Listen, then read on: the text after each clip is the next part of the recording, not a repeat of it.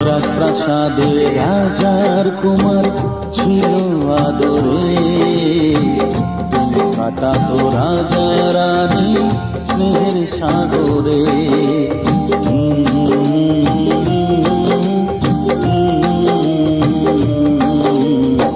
রাজপ্রাসাদে রাজার কুমার ছিল আদরে, দিন কাটাতো রাজা রানী স্নেহের সাগরে। সইল না সে সুখ বেশি দিন, মরল দেশের রানী, ভেসে গেল রাজার কুমার অকুল পাথারে।